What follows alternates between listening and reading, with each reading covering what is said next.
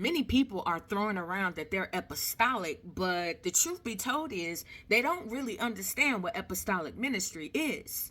So I'm going to tell y'all the truth today, because so many of y'all have grew up thinking that you were apostolic. You thought that it was just another denomination like Baptist, Kojic, AME, Pentecostal. So to you, apostolic simply means speaking in tongues, laying hands, deliverance, and boom, that's what you think makes you apostolic. But hear me, by the Spirit, that's the smallest, that's the shallowest, most surface level of understanding of apostolic ministry. And here's the thing, when you teach or preach on anything that is controversial, when you confront culture, doctrine, error, or strongholds, suddenly folks swear it's a battle of the sexes or some type of war. Please understand now, if you didn't know now, I'm about to teach you something today. Apostles live in controversy. That's not chaos. That's just the call on our life. And let me be honest, a lot of churches that are claiming apostolic are not.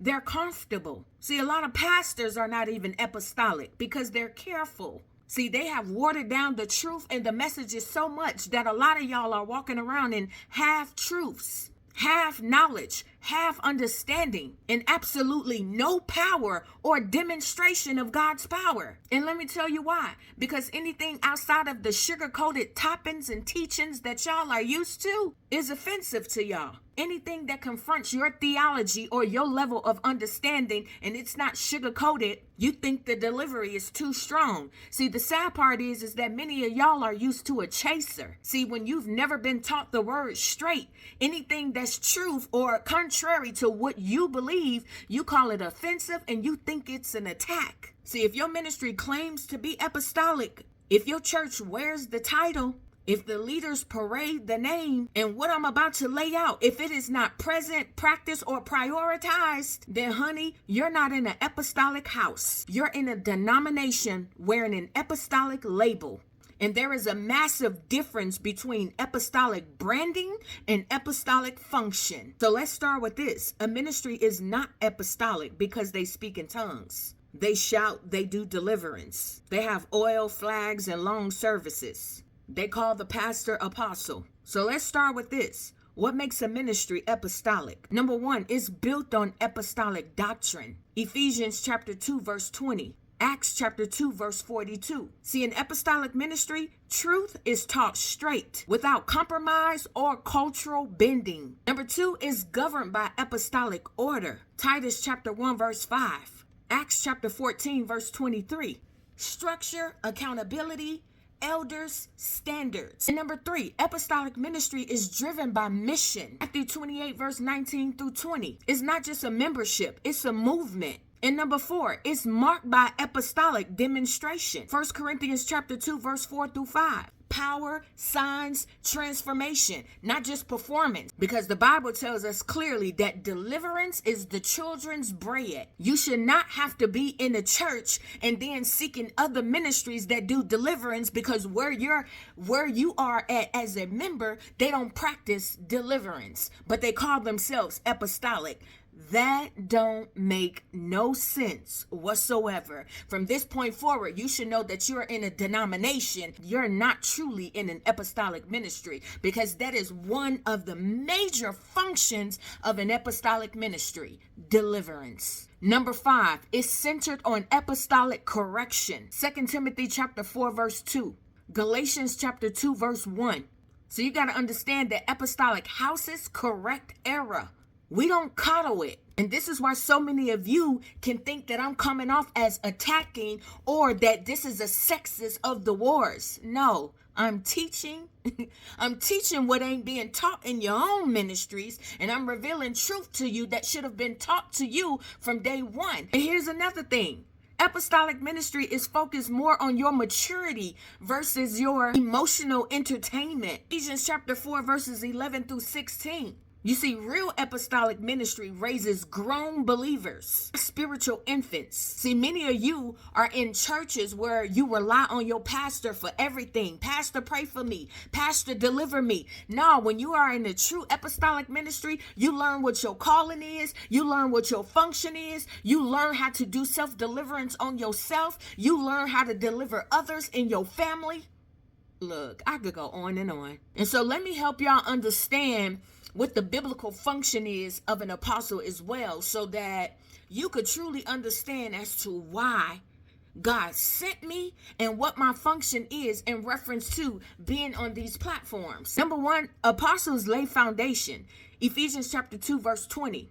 You see, apostles establish doctrine, spiritual order, and spiritual architect. And no, apostles in the 21st century, no, we're not creating doctrine. However, we are the forerunners to make sure that the doctrine that has already been set continues to go forth and not be watered down. Titus chapter 1, verse 5. We govern and set things in order. We appoint leaders, correct dysfunction, and align the house. Acts chapter 15, verses 1 through 6. We defend sound doctrine. So when confusion rises, apostles settle the argument. We confirm and demonstrate the gospel with power. 2 Corinthians chapter 12, verse 12. See, here's the thing. Some of y'all walking around like miracles are nice to have. But in apostolic ministry, miracles are apostolic credentials. According to Galatians chapter 2, verses 11 through 14, we correct, rebuke, and confront public error. You see, Paul confronted Peter when the matter was public. Ephesians chapter 4, verses 11 through 12. We equip and raise up leaders. You see, apostles don't just teach members. We build ministers. Apostles build and oversee networks, not just local churches. That's according to Romans chapter 15, verse 23. 2 Corinthians chapter 11, verse 28. You see, the apostolic call is regional, generational, and governmental. You say you apostolic ministry, but do you suffer for the sake of the call? Do you suffer for the sake of the gospel? 1 Corinthians chapter 4, verse 9 through 13.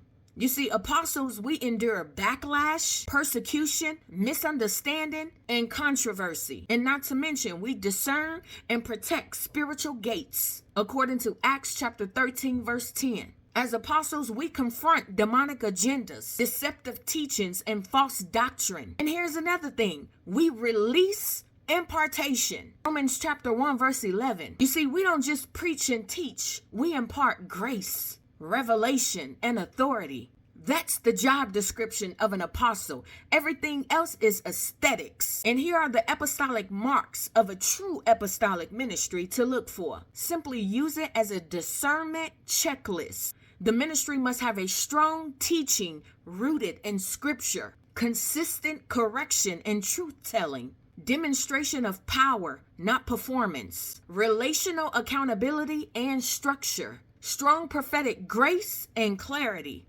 deliverance and healing as a lifestyle, discipleship that produces maturity, high standards of holiness, leaders who live what they preach, a regional and generational mandate, kingdom focus, not celebrity focus, expansion, building, and order, not chaos, and a culture of activation, not stagnation. If these markings are missing in your church, that's not apostolic. That's emotional church with apostolic outfits on. And now let me share with you some practical things as to what to look for. If you're in a church that's entertainment based only, everything is lights, vibes, charisma, and no doctrine. Number 2, the pastor avoids confrontation and the members of that house stay spiritually immature for years. Number 3, they preach encouragement, never repentance, holiness, and accountability. Number 4, there's no order, no covering, and everybody does what they want to do. That's normal chaos for them. Number 5, you got apostles and pastors that call themselves these titles but function more like motivational speakers. Those examples are to help you to compare your environment with scripture, not personality. So let me end this teaching the way that an apostle is required to, with clarity, conviction, and zero apology. You see, the apostolic is not cute. It's not trendy. It's not a denomination that you could join. It is a mantle that you survive. As apostles, we are sent to build, to correct, to confront, to uproot, to establish, and to restore what the church has allowed to slip. And hear me, if the truth sounds offensive, if it feels restrictive, if correction feels like conflict, that only reveals how far that many of you have drifted from true biblical Christianity. See, this teaching is not to attack the church. It's to awaken your discernment, because God is raising up houses that are in apostolic function, not just an apostolic name. And if what I share with you rattles you, good. Sometimes conviction is the doorway to alignment. But whether you embrace it or reject it, whether you understand it or resist it, one thing remains solid. This is apostolic doctrine. This is apostolic order. This is apostolic truth. And as the one sent to say, I'm not backing down, watering down, or softening it up. Yep, I said it.